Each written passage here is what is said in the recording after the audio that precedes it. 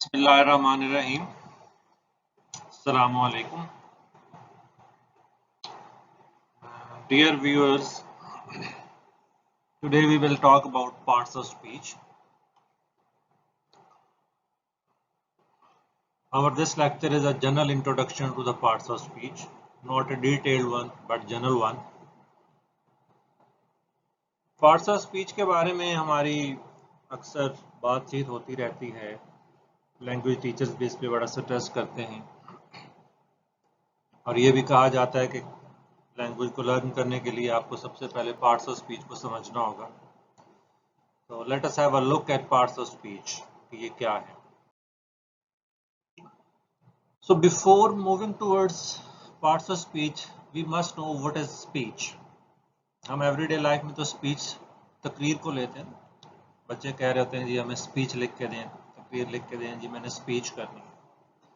But in fact, everything that we utter, articulate or speak, the three words are same: to utter something, to articulate something, to speak something. कुछ भी जो हमारे मुंह से बाहर आता है ना, वो हमारी स्पीच है।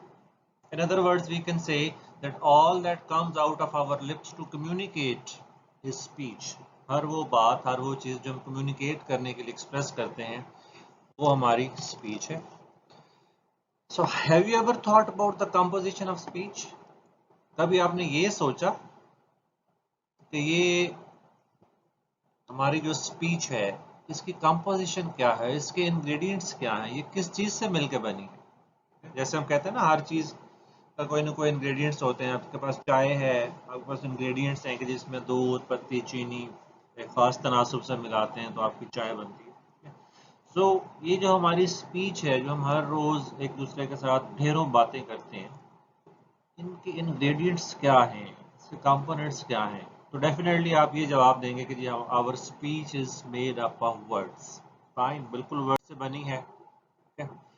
सो वी कैन से कि जैसे हर चीज़ के कंपोनेंट्स हैं, इंग्रेडिएंट्स हैं, बिल्कुल इसी तरह से ही हमारी स्पीच के जो इंग्रेडिएंट्स हैं वो वर्ड्स हैं और हमने हर वर्ड को एक स्पेसिफिक नाम दिया है और इन्हीं कंपोनेंट्स को हम कहते हैं कि ये क्या है, ये पार्ट्स ऑफ स्पीच है, अज्जाए कलाम है। चले जी, पार्ट्स ऑफ स्पीच तो हमने डिफाइन कर लिया कि ये क्या होते हैं। अब हमारे पास नेक्स्ट क्वेश्चन ये है, अगर हमारे पास पार्ट्स ऑफ स्पीच हैं, मुख्तलिफ अल्फाज हैं, तो फिर हमारे पास उनके लिए नाम भी मुख्तलिफ होंगे। Definitely we have different names, बिल्कुल उनके मुख्तलिफ नाम हैं। लेकिन आपके माइंड में ये क्वेश्चन आएगा कि हम इन अल्फाज को नाम देते कैसे हैं? क्या हम उन्हें ऐसे ही नाम देते हैं जैसे हमारे पेरेंट्स ने हमारा नाम रखा? मेरे पेरेंट्स को तैयब अच्छा नाम लगा, उन्होंने मेरा नाम तैयब रख दिया। किसी के पेरेंट्स को अहमद अच्छा लगा, उसने अहमद रख दिया। Somebody is called Aisha, somebody is called Tahir. Why? Because these names were specifically selected by their parents. Fine. लेकिन वर्ड्स के नाम ऐसे सेलेक्ट नहीं होते, ये रैंडमली नाम नहीं दिए जाते हैं कि इस वर्ड को ये कह दो, उसको वो कह दो। No, not at all. The words are actually divided according to the purpose they are used for. कि किसी बात में, किसी स्पीच में, किसी कलाम में कौन सा वर्ड किस पर्पस के लिए इस्तेमाल हो रहा है, किस मकसद के लिए इस्तेमाल हो रहा है, उसको वही नाम दिया जाता है। If a word is acting as a noun, then it will be called a noun. If it is acting as a verb, it will be given the name of a verb. तो हम ये कह सकते हैं कि words are named according to their purpose, their usage, and then they are called the parts of speech. So based on their usage, there are 8 parts of speech. अंग्रेजी में 8 parts of speech हैं जो कि हमारे सामने इस वक्त screen पे मौजूद हैं। सबसे पहले नाउन है, एडजेक्टिव है, वर्ब है, कंजंक्शन है, प्रपोजिशन है, आर्टिकल है, इंटरजेक्शन है, एडवर्ब है। So we will have a look on these parts of speech one by one. So सबसे पहले नाउन। नाउन जैसे आपको यहाँ स्क्रीन पे नजर आ रहा है, very first and most widely used part of speech. Nouns are naming words. Noun क्या है? ये नेमिंग वर्ड्स हैं, ये नाम देते हैं। किस चीज को नाम देते हैं? They give names to objects और everything that exists in the universe. ये हर उस चीज को नाम देते हैं जो इस दुनिया में, इस कायनात में एग्जिस्ट करती है और हमारे इर्द गिर्द मौजूद है। ऑब्जेक्ट्स हो गए, ये हर वो चीज जो दुनिया में एग्जिस्ट करती है। Nouns are the words for person, places and things. World में, यूनिवर्स में जो कुछ भी मौजूद है, हम उसको तीन तरह से कैटेगराइज करते हैं। Either there are persons, or they are places, and or they are things. ये तीन कैटेगरीज हैं। तो इन तीनों चीज़ों को, जो अल्फाज हम नाम के तौर पर इस्तेमाल करते हैं, उन्हें हम कहते हैं कि ये नाउन है। मिसाल के तौर पे जहाँ आप बैठे हुए हैं, ये लेक्चर सुन रहे हैं, आप अपने इर्द गिर्द देखें तो आपको बहुत सारी चीज़ें नज़र आएंगी। लाइक आपके सामने कंप्यूटर होगा, लैपटॉप होगा, मोबाइल होगा, table, chair, charger, fan, etcetera etcetera. So all these things are noun. Here we have some specific examples of noun. For example, we have a sentence, Aslam saw a bird in the window of his room and he hit it with a ball. इस sentence में हमारे पास 5 noun मौजूद हैं। First noun is Aslam, second one is bird, the third one is window, the fourth one is room, and the fifth one is ball. So we can have 5 nouns over here. Nouns की आगे further divisions हैं, हमने यहाँ discuss नहीं की हैं क्योंकि हमने ये लेक्चर अभी बहुत बेसिक रखा है। पार्ट्स ऑफ स्पीच का इंट्रोडक्शन है। नाउन को जनरली कॉमन नाउन और प्रॉपर नाउन में डिफरेंशिएट किया जाता है। कॉमन नाउन हर वो नाम है जो हम कॉमनली यूज करते हैं। प्रॉपर नाउन हर वो नाम है जो हम स्पेसिफिकली चीजों को देते हैं। वी विल डिस्कस इंशाल्लाह in our next lecture. So let us move to our next part of speech, the pronoun. जब भी हम बात करते हैं, हम हर दफा नाम इस्तेमाल नहीं करते। जब हम उर्दू में भी बात करते हैं, हमने कहा असलम मेरा दोस्त है, तो अगली दफा हम उसको असलम नहीं कहेंगे, हम उसके लिए वो इस्तेमाल कर लेंगे। ठीक है। So we say that sometime we use other words instead of nouns. बाज़ दफ़ा हम nouns की जगह पे कुछ और अल्फाज इस्तेमाल करते हैं।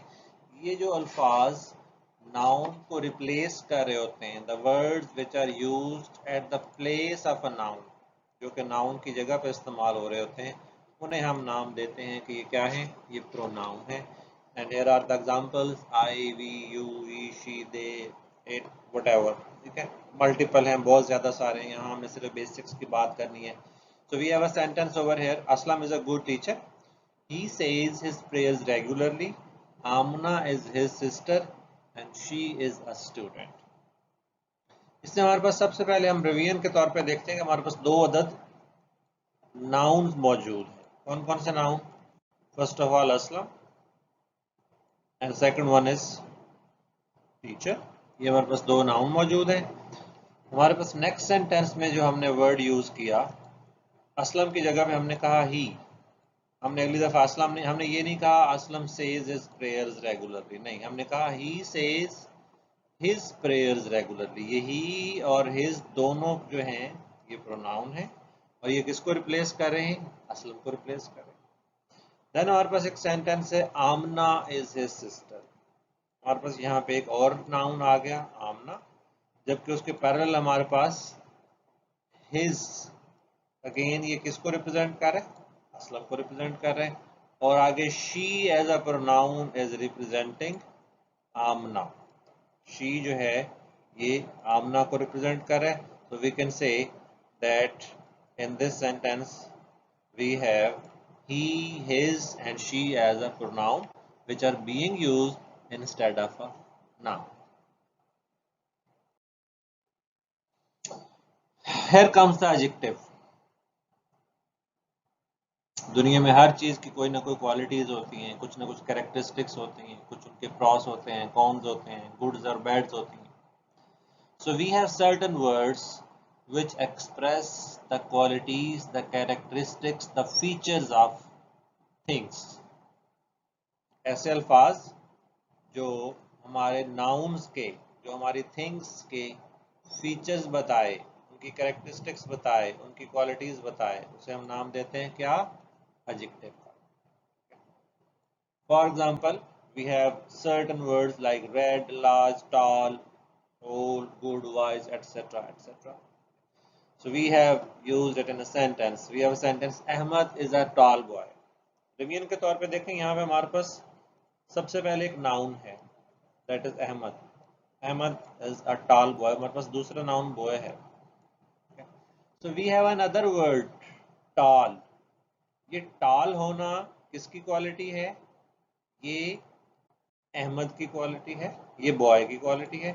So we can say कि tall over here is a qualifying word for boy, and this is an adjective over here.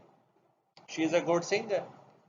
Again यहाँ पे हमारे पास singer एक noun है और good होना उसकी क्वालिटी है, लिहाजा good जो है ये क्या है? ये हमारा adjective है। जबकि यहाँ पे हमारे पास she, अगर हम रिवीजन की बात करें तो she is being used as a pronoun। ये pronoun के तौर पे यूज हो रहा है। Then our third sentence we have expression red flower। This is a red flower।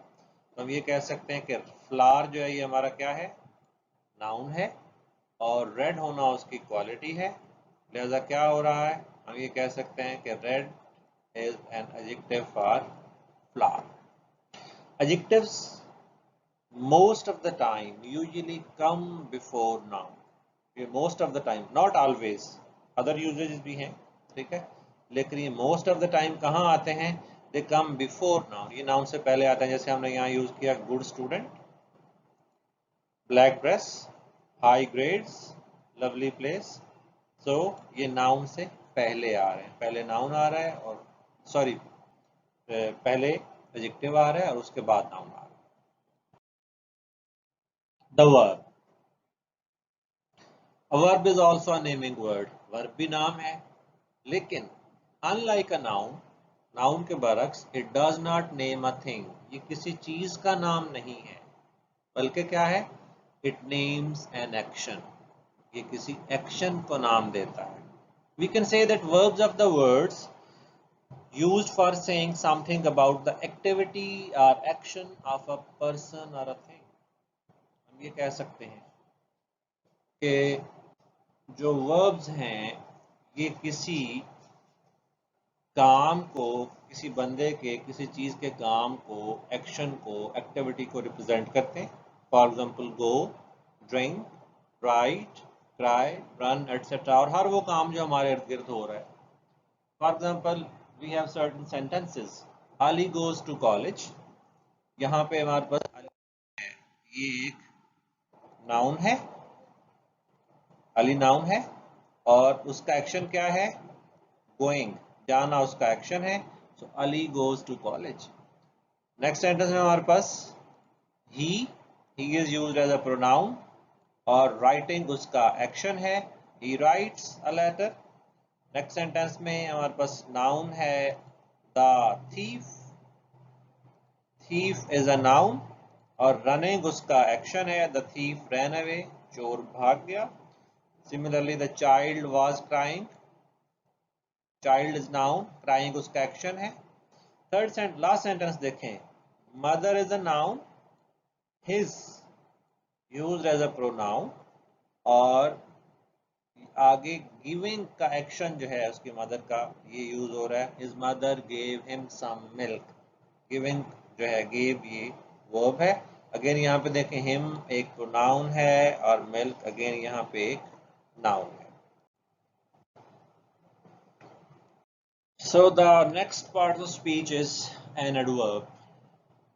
Adverbs are words used to add something in the meaning of a verb, an adjective or another adverb। Adverb जो हैं ये भी qualifying word होते हैं, qualify करते हैं, लेकिन चीज़ों को qualify नहीं करते, quality of things नहीं बताते, बल्कि quality of action बताते हैं। These words tell the quality of action as compared to adjective। which tell the quality of noun। तो जो हमारा adjective है वो क्वालिटी ऑफ नाउन बताता है कि चीज कैसी है, जबकि जो हमारा एडवर्ब है ये वर्ब में ऐड कर रहा है, ऐड इन द वर्ब, ठीक है। ये क्वालिटी ऑफ एक्शन बताता है कि काम कैसा है, अच्छा काम किया है, बुरा काम किया है, सुस्त किया है, तेज किया है, क्या किया है। For example we have certain adverbs like high, loud, more, fast, etc. He runs fast। इसमें फास्ट हमारे पास एडवर्ब है, और किसका एडवर्ब है, ये रन एज अ वर्ब है, और फास्ट हमें बताता है कि रनिंग का एक्शन कैसे हो रहा है, फास्ट हो रहा है। और ही यहाँ पे क्या है, प्रोनाउन है, किसी बंदे की जगह पे है।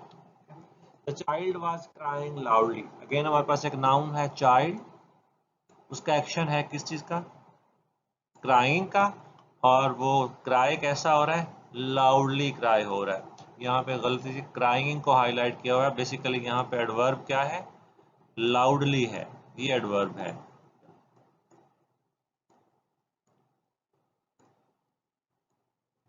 I'm sorry, I am not good in writing on the slides using mouse। I have tried to write adverb, लेकिन ये कुछ ऐसा ही लिखा गया है। You must remember कि we are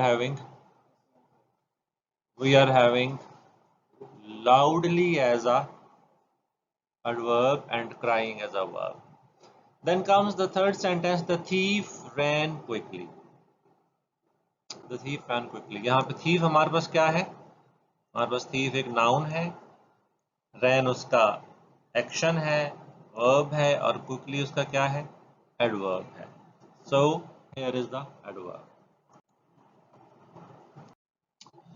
Then comes the preposition, pre और पोजीशन।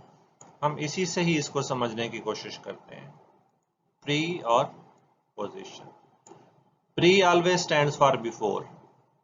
प्री का मतलब होता है पहले, पोस्ट का मतलब होता है बाद में। Pre position used before the positions are used to tell about the positions। ये जो prepositions हैं, prepositions are the words which are placed before a noun or a pronoun to show its relation or position with other nouns, other pronouns or things। ये ऐसे words हैं जिन्हें हम nouns की दूसरे नाउन्स के साथ, प्रोनाउंस के साथ, ये चीज़ों की आपस में पोजीशनिंग को, रिलेशनिंग को शो करवाने के लिए यूज़ करते हैं। Let us have a look at examples and then we will come to know. मिसाल के तौर पे हमारे पास एक सेंटेंस है, he sat on the bed. हमारे पास यहाँ पे दो थिंग्स हैं, एक तो ही है, he is a pronoun, definitely किसी शख्स को, किसी मेल को रिप्रेजेंट कर रहा है, और दूसरा नाउन हमारे पास क्या है, बेड है। तो हम ये कह सकते हैं कि हमारे पास एक नाउन जो है ही, वो दूसरे नाउन बेड के साथ किस रिलेशन में है, कि one person is on the bed, he sat on the bed, उसकी पोजीशन बेड के क्या है, ऊपर। Then comes the next sentence, the boy climbed up the ladder.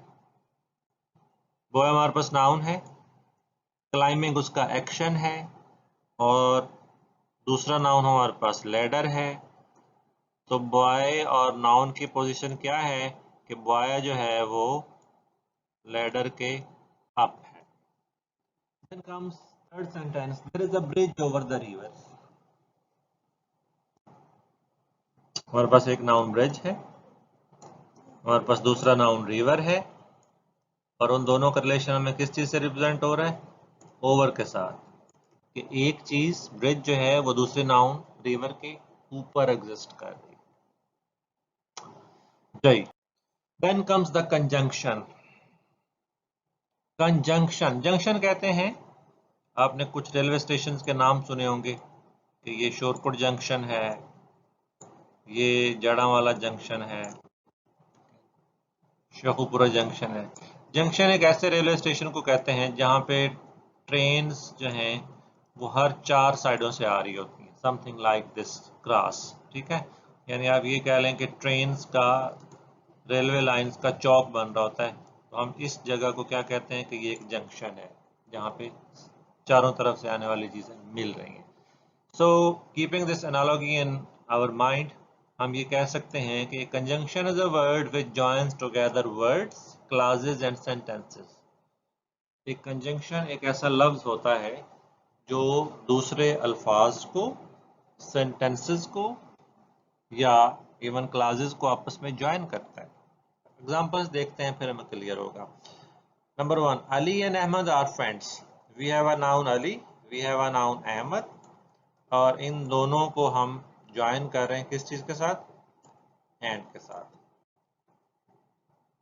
He is और वाज इकट्ठा लिखा गया, ये पॉसिबल ही नहीं है कि आप दोनों को इकट्ठा लिखें। He was late, do not read this is, इस इज को आप यहां नहीं पढ़ेंगे। He was late, he entered the class. अब यहां हमारे पास दो सेंटेंसेस हैं। The first one is he was late, वो लेट था। दूसरा सेंटेंस है ही एंटर्ड द क्लास, वो लेट था, वो क्लास में दाखिल हो गया। ये बट की वजह से हमें पता चल रहा है कि दोनों जो सेंटेंसेस हैं इनमें थोड़ा अपोजिट रिलेशन है। He was late but he entered the class. Third sentence देखें, he was punished because he broke the class. अब यहाँ पे जो है कोऑर्डिनेशन हमें शो हो रहा है कि एक काम हुआ और क्यों हुआ, क्योंकि दूसरा हुआ था। ठीक है, उसने ग्लास तोड़ा, ही ब्रोक द क्लास, और उसके लिए उसको पनिशमेंट मिली। तो ये हमें किस चीज से हमारा सेंटेंस ज्वाइन हो रहा है? बिकॉज के साथ। कंजंक्शंस की आगे डिवीजन हैं, टाइप्स हैं, we will discuss later on.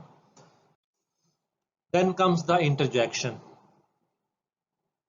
Interjection is a word which simply expresses some sudden sort of feeling in the mind.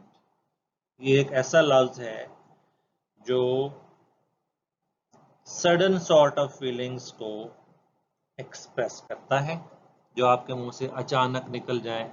जैसे हुर्रा, खुशी के मौके पे आपका नारा लग जाता है, वाह जबरदस्त, hurrah.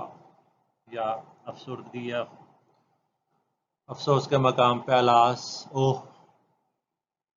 We have sentences, for examples, hurrah, I have won the prize.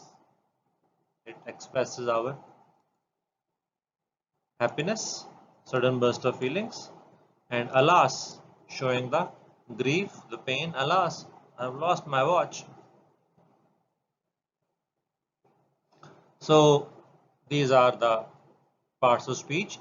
एक और मॉडर्न इंग्लिश में पार्ट ऑफ स्पीच यूज होता है जिसका नाम आर्टिकल है। उस पर ग्रामेरियंस का आपस में इत्तेफाक नहीं है। जो मॉडर्न ग्रामेरियंस हैं वो कहते हैं कि 9th पार्ट ऑफ स्पीच जो है वो आर्टिकल है, उसका होना चाहिए। जबकि जो क्लासिकल ग्रामेरियंस हैं, जो ट्रेडिशनल मेथड से, ग्रामर ट्रांसलेशन मेथड से लोग ग्रामर को फॉलो करते हैं, वो कहते हैं कि जी आर्टिकल कोई पार्ट ऑफ स्पीच नहीं है, लिहाजा इसकी कोई ज़रूरत ही नहीं है। ये एक डिबेटेबल इशू है। So this was the introduction of our parts of speech. At the end I would like to ask you the questions. अगर आपके माइंड में कोई क्वेश्चंस हैं, कोई कंफ्यूजन है, तो you can write your questions in the comment box of this video and your questions will be answered. हम आपके questions के answer जो हैं वो आपको provide करेंगे, और you can feel free to contact us. And then the final slide. Thank you for being with us. Keep in touch with this channel so that you may get other videos as well. And if you have not subscribed our channel, you should subscribe it so that you may keep getting the latest updates. Thank you very much.